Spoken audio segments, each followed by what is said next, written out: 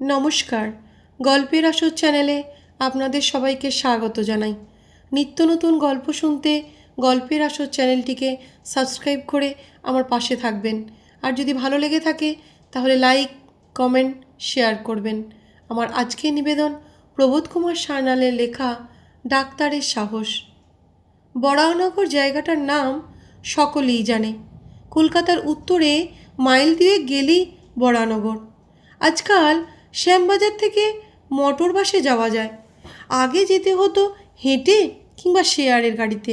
শেয়ারের গাড়ি ছাড়তো কোম্পানির বাগানের মোড় থেকে, এক একজনের 4 আনা ভাড়া। কলকাতায় যাতায়াত করতে গেলে এছাড়া আর উপায় ছিল না। বরাহনগরের বড় রাস্তার দুধারে তখন কলকারখানা, মুটে মজুর, দোকান বাজার, পাট আর ভুসিমালের আড়ত, এইসবের ভিড় ছিল বেশি। এদের ধারে ধারে শ্রমিকদের বস্তিগুলো দেখা যেত।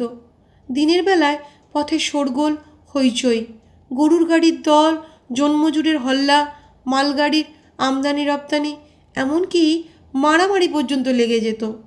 কিন্তু সন্ধে হলেই তাদের আর চিহ্ন পর্যন্ত নেই। পথ হয়ে যেত নির্জন মরুভূমি। রাতের বেলা সে পথে হেঁটে যাওয়াও নিরাপদ ছিল না। মাঝে মাঝে এক আধটা কুকুর কেবল ডাকতে ডাকতে চলে যেত। অনেক অসতর্ক পথিক নাকি অনেক দিন রাতে এই পথে গুন্ডাদের দ্বারা লাঞ্ছিত হয়েছে। ভদ্রলোক কয়েকজন যে পাড়ায় থাকতেন সে পাড়ার গঙ্গার কাছাকাছি। তারা স্টিমারে কলকাতায় আনাগোনা করতেন। সকালের দিকে বেরোতেন, আবার ফিরে আসতেন দিনের আলো থাকতে। তার একটা কারণ ছিল যে পথটা দিয়ে তারা পাড়ার ভিতরে ঢুকতেন, সেই পথের দক্ষিণ দিকে একটা প্রকাণ্ড পুরনো বাড়ি অনেক দিন পড়েছিল এবং সেই বাড়ির ধার দিয়ে সন্ধ্যের পর হেঁটে যাওয়া তারা উচিত মনে করতেন না। বাড়িটা এখনকার পূর্বকালের জমিদার বংশের। এখন সে জমিদারও নেই, তাদের আগেকার ঐশ্বর্যও নেই। কেউ মরে গেছে, কেউ গেছে ছেড়ে। কিন্তু এই অট্টালিকা এখনও তার ভগ্ন দেহ নিয়ে অতীতকালের স্থবির প্রহরীর মতো দাঁড়িয়ে রয়েছে। বাড়িটা জনহীন, নানা আগাছায় পরিপূর্ণ, বাদুড় আর চামচিকির বাসা, শেয়াল আর সাপের অবাধ লীলাভূমি। শুধু তাই নয়, লোকের বিশ্বাস এ বাড়িতে নাকি কোনো কোনো গভীর রাতে মানুষের কান্না শোনা যায়। আগেকার সেই জমিদারের 2টি মেয়ে নাকি গলায় দড়ি দিয়ে আত্মহত্যা করেছিল। অর্থাৎ এ বাড়ির অন্দরমহলে ভূত আছে। ভূতের কথা শুনলে আর রক্ষে নেই। ভগবানের চেয়ে ভূতকে ও পাড়ার লোক বেশি মানে আর ভয় করে। সুতরাং অন্ধকার হলে ও পথ দিয়ে আর কেউ হাঁটে না। কিন্তু চাটুজ্যেদের জামাই এসব আজগুবি কথা হেসেই উড়িয়ে দিলেন। তিনি নতুন ডাক্তারি পাশ করেছেন। কুস্তি করা দেহ, বিশাল তার বুকের ছাতি। শিলং পাহাড় থেকে সেদিন একটা প্রকাণ্ড বাঘ শিকার করে এনেছেন। তার ভয়ানক সাহস। ভূতটুত তিনি গ্রাহ্য করেন না। বড়দিন উপলক্ষে তিনি শ্বশুরবাড়ি বেড়াতে এসেছেন। এ পাড়ার সকলের সঙ্গেই তার পরিচয় হয়েছে। সবাই তাকে ডাক্তার বলে ডাকে। ছেলে ছোকরাদের দলে তার নাম ডাক খুব। কদিন ভূতের বাড়ির আলোচনায় তিনি উৎসাহ ভরে বললেন, যদি একটা রাত আমি ও বাড়িতে কাটিয়ে আসতে পারি তাহলে তোমরা আমাকে কি খাওয়াবে? ছেলেরা অবাক হয়ে বললে, একটা রাত? আপনি বলেন কি ডাক্তারবাবু? 2 ঘন্টার বেশি যদি আপনি থাকতে পারেন তবে কি বলেছি। ডাক্তার প্রথমটা হেসেই অস্থির, তারপর বললেন, কত বাজি ধরবে বলো? ছেলেরা বললে, বাজি? আপনি যা চাইবেন ফিরে এলে পাবেন। আচ্ছা, সেই ভালো। কথাটা ছড়িয়ে পড়তে দেরি হলো না। পাড়ার বিজ্ঞ লোকেরা এসে বাধা দিয়ে বললেন, অল্প বয়সে আমরাও জল চিবিয়ে খেয়েছি, কিন্তু ভূতকে মেনেছি চিরকাল। তুমি ও বাড়িতে যেও না বাবা, একটা ভালো মন্দ ঘটলে তখন। ডাক্তার হেসে বললেন, আমাদের জাতের অবনতির একটা কারণ আমাদের ভূতের ভয়। আমাদের কথা তবে শুনবে না? আজ্ঞে না। শ্বশুরবাড়ির সকলে কান্নাকাটি করে অস্থির। এমন সর্বনেশে ডাক্তার জামাই তাদের না হলেই ভালো ছিল। ডাক্তার বললেন, আমাকে যদি আপনারা বাধা দেন তাহলে ভবিষ্যতে আপনাদের সঙ্গে আমার আর কোনো সম্পর্ক থাকবে না। শাশুড়ি বললে, বাঁচলে তো সম্পর্ক যাক বাবা, তুমি প্রাণে বেঁচে থাকো। ডাক্তার কোনো কথা শুনলেন না। তার বন্দুক আছে, কুকুর আছে, দেহে অপরিসীম শক্তি আছে, তার ভয় কি? সকলের বাধা নিষেধ অগ্রাহ্য করে তিনি প্রস্তুত হতে লাগলেন। সেদিন ছিল অমাবস্যা। ডাক্তার কোট প্যান্ট পরে বন্দুক হাতে নিয়ে টর্চটা পরীক্ষা করে হেসে বললেন, রেডি। রাত তখন 10টা বাজে। পাড়ার ছেলেরা দল বেঁধে লাঠিসোঁটা হাতে নিয়ে শোরগোল করে একবার সেই প্রকাণ্ড বাড়িটার ভিতরে তন্ন তন্ন করে দেখে এলো। শীতের দিন, সুতরাং বিছানা এবং আনুষাঙ্গিক জিনিসপত্র দিয়ে আসা হলো। বড় একটা ঘড়ি রইল টেবিলের উপর, একটা জলের কুজো আর কাঁচের গেলাস, একটা লাঠি এবং বলা বাহুল্য কার্বাইডের একটা উজ্জ্বল আলো। টমি, চিরবিশ্বস্ত টমি ছিল সঙ্গে সঙ্গে। কুকুরটা প্রকাণ্ড, বাঘ শিকার করতে সাহায্য করে। 10টার পরে একসঙ্গে সবাই বিদায় নিলে। তারা তখন এই বাড়ির ভয়ানক অন্ধকার গহ্বর থেকে পালাতে পারলে বাঁচে। কেউ আর কোনো দিকে তাকাতে সাহস করলে না, পাছে কিছু বিভীষিকা তাদের চোখে পড়ে যায়। ডাক্তার যে একা এই জনহীন অন্ধকার প্রাসাদের মধ্যে নির্বাসিত হয়ে রইলেন এবং তার ভাগ্যে যে কিছু একটা ঘটবেই, এই কথা ভাবতে ভাবতে সবাই যে যার বাড়িতে গিয়ে পৌঁছলো। ঘরের দরজা জানালা ডাক্তার একে একে সব বন্ধ করে দিলেন। কোথাও আর এতটুকু ফাঁক নেই। বাইরে বাতাস জোরে বইলেও আর কোথাও শব্দ হবে না। চারিদিক নিঃশব্দ, নিস্তব্ধ। এই বিশাল অট্টালিকার বাইরে যে রাস্তাঘাট আছে, লোকালয় ও মানুষ আছে, কর্মকোলাহলময় জগৎ আছে, তা কিছুই বোঝবার উপায় নেই। এখানে শত শত মানুষের মৃত্যু ঘটলেও কেউ কোনো দিন জানতেও পারবে না। অমাবস্যার অন্ধকার যেন এই প্রেতপুরীকে উদারস্বাদ করেছে। ঘড়িটায় টিকটিক শব্দ হচ্ছে। 11টা বাজল। নিজের নিঃশ্বাসটা যে ইতিমধ্যে কখন ভারী হয়ে উঠেছে ডাক্তার বুঝতেই পারেননি। 5 জনে আগে থাকতে ভয় দেখিয়ে দিয়েছে, তাই এই দুর্বলতা। মনে হলো ঘড়িটায় যেন আরও একটু আস্তে শব্দ হলে ভালো হয়। ওটা ভয়ানক জীবন্ত, অবাধ্য। বিছানার উপর বসে ডাক্তার একবার এদিক একবার ওদিক তাকালেন।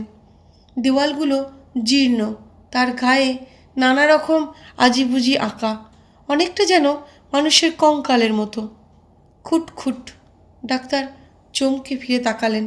না, কেউ নয়। বাতাসের শব্দ। না, বাতাসের নয়, বোধহয় কোনো পোকামাকড়ের আওয়াজ। কিন্তু কোন দিকে? জানালায় না দরজায়? খটখট। কে ধাক্কা দিল দরজায়? টমি মুখ তুলে তাকালো। একবার সে একটু গো গো করে উঠল। সে যেন বাঘের সন্ধান পেয়েছে। না, কেউ নয়, বাতাস। পুরনো দরজা, বাতাসে একটু নড়ে বই কি। টমি তার প্রভুর কোলের কাছে আবার বুক নিচু করে পড়ে রইল। ডাক্তার হাত বুলিয়ে দেখলেন তার বন্দুকটা ঠিক আছে কিনা। নিজের হাতটা যেন সহজে আর নাড়তে চাইছে না। কেমন যেন মনে হতে লাগলো নিজের উপর কর্তৃত্ব তিনি হারিয়ে ফেলছেন। তবু অনেক চেষ্টায় তিনি গায়ে ঢাকা দিয়ে শুয়ে পড়লেন। চোখ বন্ধ করবার চেষ্টা করলেও কিন্তু পলক পড়ছে না। চোখের তারা যেন স্থির হয়ে গেছে, পাথরের মতো প্রাণহীন। ঘড়িটা টিকটিক করছে। ওটা যেন জীবন্ত মানুষের মাথা, যেন ওর চোখ কান নাক আছে। ডাক্তারের দিকে চেয়ে হাসছে, প্রেতের মতো হাসি। হঠাৎ তার দৃষ্টি পড়ল দেওয়ালের গায়ে। ও কি, দেওয়ালের সেই আজিবুজি সেই মানুষের কঙ্কালটা নড়ছে কেন? ডাক্তারের বুকের ভিতরকার রক্ত জমাট বেঁধে এলো। কঙ্কালের গায়ে মাংস লাগছে একটু একটু করে। হাত, পা, বুক, মাথা, মুখ, উজ্জ্বল আলোয় সেই কঙ্কাল বিরাট দানবের চেহারা নিয়ে দেয়ালে উঠে দাঁড়ালো। একবার হাত বাড়িয়ে তার দিকে এগিয়ে আসছে। হাত বাড়িয়ে ডাক্তার বন্দুকটা ধরার চেষ্টা করলেন, কিন্তু হাত উঠল না। কই, বন্দুকটা তো তার কাছে নেই। কে নিলে? ডাক্তারের গলাটা কে টিপে ধরছে? স্বর নেই, চিৎকার নেই, নিঃশ্বাস নেই। তিনি নড়বার চেষ্টা করলেন, কিন্তু সম্ভব হলো না। খাটের সঙ্গে তাকে বেঁধে দিয়েছে। ডাক্তার জ্ঞান হারাননি, খুব সাহসী লোক তিনি। চেয়ে দেখলেন, আশ্চর্য, জলের কুজোটা ঘরের মেঝের উপর পায়চারি করে বেড়াচ্ছে। কাঁচের গ্লাস দুটো ডানা মেলে প্রজাপতির মতো উঠছে। হ্যাঁ, এবার ডাক্তার একটু ভয় পেয়েছেন। ভয়ে তার লোমকূপগুলো আর্তনাদ করে উঠল। খটখট খটখট, কিসের শব্দ? কই, টমি তো আর গোঁ গোঁ করে উঠল না। ডাক্তার প্রাণপণে টমির গায়ে একটা চিমটি কাটলেন, এত জোরে যে টমির গায়ের মাংস খানিকটা তার আঙুলে ছিঁড়ে উঠে এলো। কিন্তু কই, টমি তো জাগলো না। তবে তবে বেঁচে আছে তো? টমি বেঁচে নেই। তার সর্বশরীরে এক বিন্দু প্রাণ নেই। মরে সে কাঠের মতো পড়ে রয়েছে। এপাশে বন্দুক নেই, ওপাশে টমি নেই। ঘড়িটায় টিকটিক শব্দ হচ্ছে না, সেটা থেমে গেছে। কে দিলে থামিয়ে? টেবিলটা এইবার নড়ে উঠল, পায়া চারটে ছড়িয়ে নাচতে লাগলো। টমি, টমি! টমি বেঁচে নেই। বাঁ হাতের কাছে তার মৃতদেহ, অসাড়, অচেতন। জলের কুজোটা ঘুরছে, কাঁচের গ্লাসটা উড়ছে, টেবিলটা নাচছে, আর আর সেই দানবটা হাসছে তার দিকে চেয়ে। হঠাৎ সশব্দে দরজা জানলাগুলো খুলে গেল। ডাক্তার শিউরে উঠলেন। কারা ঢুকছে ঘরে? বড় বড় মাথা, ঝাঁকড়া ঝাঁকড়া চুল, পুঞ্জ পুঞ্জ অন্ধকারের মতো। মানুষ নয়, দানব। এরা যেন আরও বিচিত্র।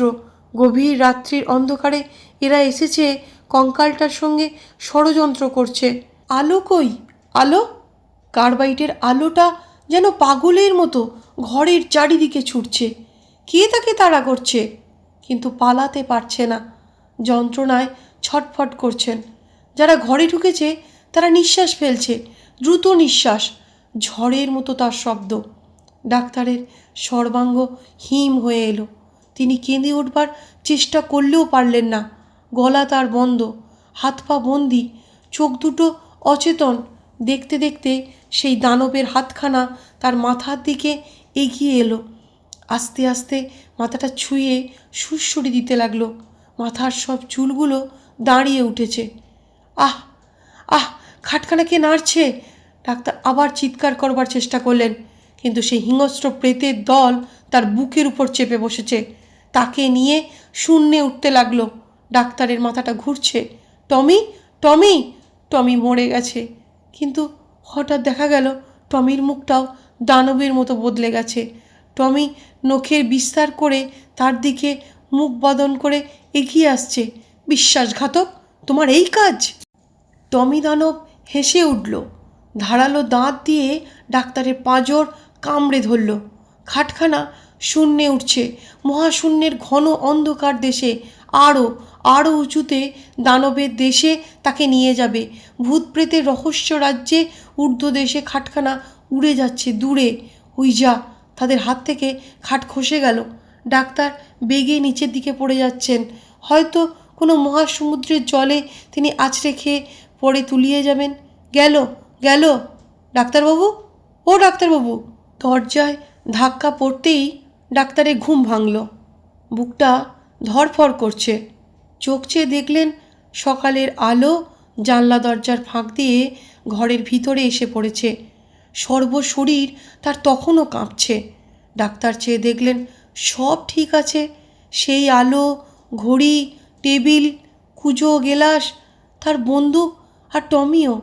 গলার আওয়াজ দিয়ে তিনি বললেন, যাই যাই হে, দাঁড়াও।